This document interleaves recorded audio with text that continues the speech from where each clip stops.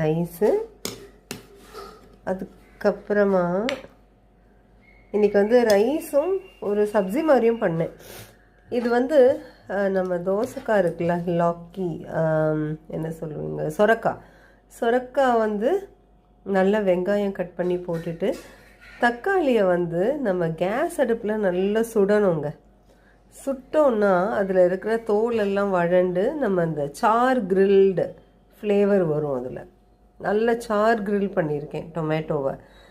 அது அப்புறம் இந்த ஜஸ்ட்டு கையால் அப்படி கொஞ்சம் மசிச்சு விட்டுட்டு, அதை வந்து ஜீரகம், கடுகு, அதுக்கப்புறமா கொஞ்சம் வெங்காயம், கொஞ்சம் ஜிஞ்சர் கார்லிக் பேஸ்ட்டு, இந்த டொமேட்டோ சார் கிரில் பண்ண மேஷ்டு டொமேட்டோஸ் இது எல்லாத்தையும் போட்டுட்டு நல்லா மசிச்சு அதை வந்து வதக்கிக்கணும்.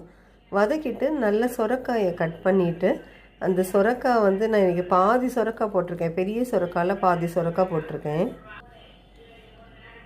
நம்ம ரெக்கார்ட் பண்ணுறதுக்குள்ளே நம்ம தெருவில் பூண்டு வெங்காயம் விற்கிறவர் வந்துட்டார்.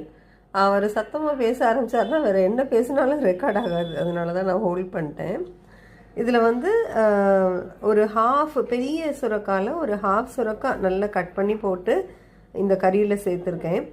இந்த கறி நல்லா நமக்கு வந்து சேர்ந்து வரும்போது, நல்லா மேஷ் பண்ண அந்த டொமேட்டோவோட சாஸ் அதெல்லாம் சேர்ந்து வரும்போது, நம்ம வந்து ஒரு பிடி காஞ்ச திராட்சை இருக்குல்ல, ப்ரௌன் திராட்சை, கருப்பு திராட்சை இல்லை, ப்ரௌன், அதை வந்து இதில் போட்டுறணும். போட்டுட்டு கொஞ்சம் சால்ட்டு, கொஞ்சமாக ஒரு பிஞ்ச் கரம் மசாலா, அதுக்கப்புறமா உங்களுக்கு வந்து சால்ட் எவ்வளோ வேணுமோ அந்த மாதிரிக்கு அந்த அளவுக்கு போட்டுக்கோங்க. அப்புறம் ஒரு பிஞ்ச் கரம் மசாலா, கொஞ்சம் பெருங்காயம், ஒரு 2 டீஸ்பூன் சுகர், இதெல்லாம் சேர்த்துட்டிங்கன்னா அவ்வளோ நல்லாயிருக்கும். இந்த தக்காளி இருக்கிற புளிப்போடு சேர்ந்து இந்த ரெய்சினோட அப்பப்போ அந்த ரெய்சின் வாயில் மாட்டும் போது அந்த ஸ்வீட்னஸ் கிடைக்கும். பட் ரெய்சின் போட்டதுக்கப்புறமும் இந்த கிரேவி வந்து ஒரு 10 நிமிஷம் அடுப்பில் வந்து வெந்தாதான் நல்லா சேர்ந்து வரும். சரியா? ட்ரை பண்ணி பாருங்கள். இது வந்து மகாராஷ்டிரியன் ஸ்டைல் டிஷ்ஷு, ஆனால் ரொம்ப சூப்பராக இருக்கும் ரைஸ் கூட சாப்பிட்றதுக்கு. இது ரோட்டி கூடயும் நல்லாயிருக்கும். இதுக்கு கொஞ்சம் கூட சேர்த்து சாப்பிட்றதுக்கு வீட்டில் ஊற்றின தயிர்.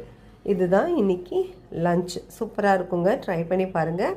உங்களுக்கு பிடிச்சிருந்ததுன்னா எனக்கு கமெண்ட்டில் சொல்லுங்கள் பிடிச்சிருக்கான்னு. அண்டு முடிஞ்சதுன்னா நம்ம சேனலுக்கு உங்களுக்கு பிடிச்சிருந்ததுன்னா லைக் பண்ணி சப்ஸ்கிரைப் பண்ணிக்கோங்க. தேங்க்யூ.